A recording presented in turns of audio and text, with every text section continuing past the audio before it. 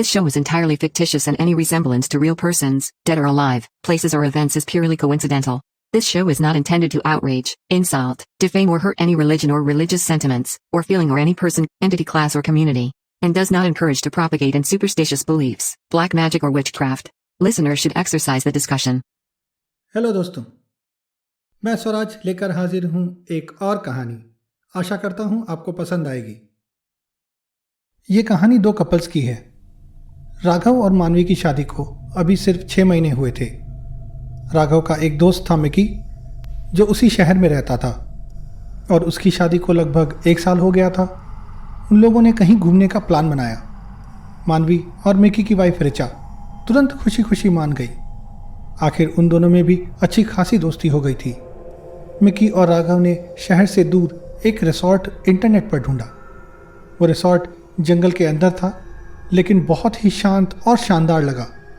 शुक्रवार को राघव की गाड़ी में चारों निकल पड़े और कुछ 5-6 घंटों में पहुंच गए। ढूंढने में परेशानी हुई। आसपास के लोग उस रिसॉर्ट के बारे में ज़्यादा नहीं जानते थे, लेकिन रिसॉर्ट के मालिक से फ़ोन पर बात करके और किसी तरह जंगल के अंदर ड्राइव करके वो लोग सही जगह पर पहुंच गए। अब तक शाम हो गई थी, अंधेरा भी हो गया था। रिसॉर्ट बहुत ही बड़ा सुंदर था। लगता ही नहीं था इतने घने जंगल में ऐसी कोई जगह होगी। थोड़ी देर में बाहर बॉनफायर लगा दी गई और ड्रिंक्स के साथ पार्टी शुरू हो गई। वहाँ रिसॉर्ट का मालिक, उसकी बीवी और 3 काम करने वाली थी, जिन्होंने एक जैसी साड़ी पहन रखी थी।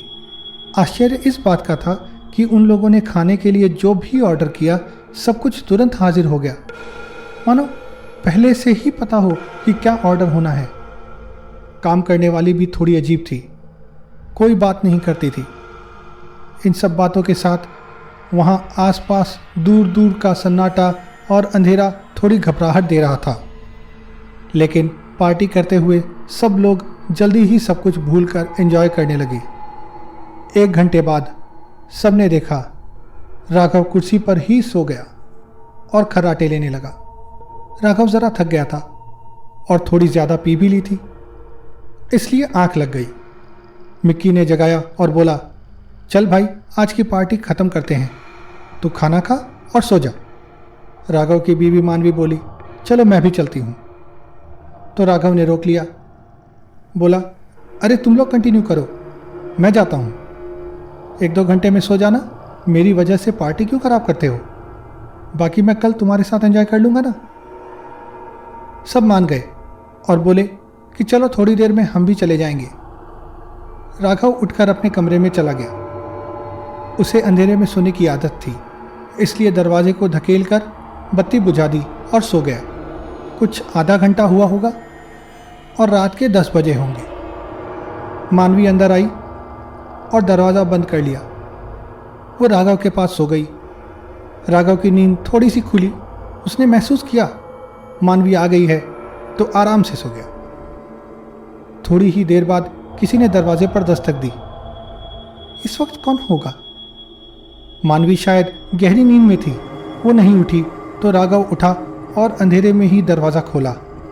उसने देखा ये तो मानवी, उसकी बीवी ही दरवाजे पर थी। ये कैसे हो सकता है?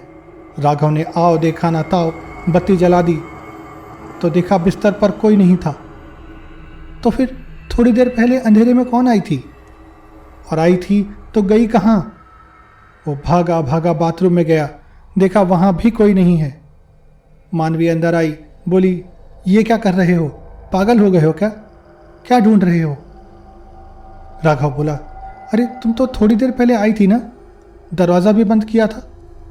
मानवी बोली, क्या कह रहे हो?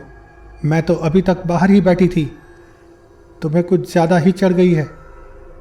फिर दरवाज़ा बंद करके चुपचाप बिस्तर पर जाकर सो गई। इधर राघव सोच में पड़ा था कि थोड़ी देर पहले कौन आई थी, लेकिन थोड़ी देर बाद राघव ये सोचकर सो गया कि उसका भ्रम होगा। सुबह हुई, राघव उठा, देखा मानवी पास नहीं है, शायद जल्दी उठ गई होगी। उठकर बाथरूम में देखा, वहाँ भी नहीं थी, शायद बाहर होगी। दरवाज़ा खोलने गया तो देखा दरवाज़ा तो अंदर से बंद है। ये कैसे हो सकता है? रात को मानवी का अजीब तरह से 2 बार आना और अब बंद कमरे से गायब हो जाना राघव किसी अनजानी आशंका से सिहर उठा। जल्दी से दरवाज़ा खोला और अपने दोस्त के कमरे की ओर भागा, लेकिन अभी तो उसे बहुत कुछ देखना था। मिक्की के कमरे का दरवाज़ा खुला था और वहाँ कोई नहीं था। राघव का तो जैसे खून जम गया, आंखें खुली रह गई। वो भागता हुआ रिसॉर्ट के मालिक के कमरे में गया, देखा वहाँ भी कोई नहीं है।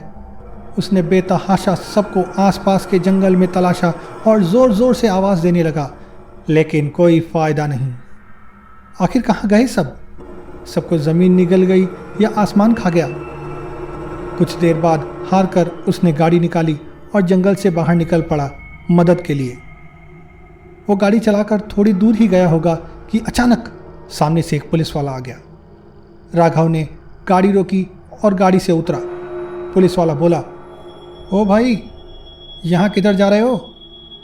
यहाँ तो घना जंगल, जंगली जानवर और कुछ नहीं है। राघव चौंक गया। उसने रिसॉर्ट के बारे में बताया तो पुलिस वाला शॉक्ड हो गया। बोला, मुझे पागल बना रहे हो? अंदर जाके ड्रग्स वगैरह करते हो तुम लोग, और कुछ हो गया तो हमारा नाम बदनाम होता है। राघव बोला, आप ऐसा क्यों कह रहे हैं?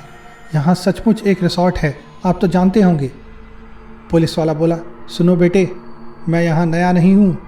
ये जिस रिसॉर्ट की बात तुम कर रहे हो, ये आज से 5 साल पहले जल गया था।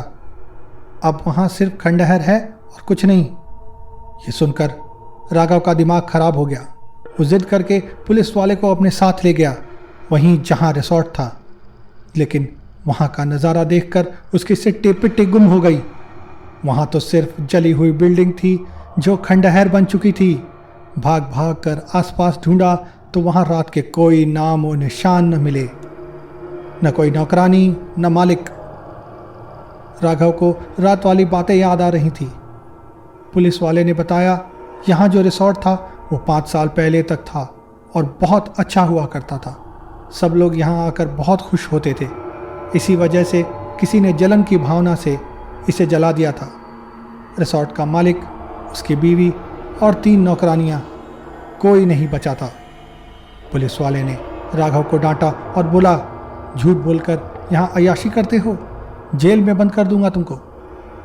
राघव ने तुरंत वो वेबसाइट खोली जहाँ से रिसॉर्ट के बारे में पता चला था। लेकिन ये क्या? वो वेबसाइट तो अब बंद हो गई थी।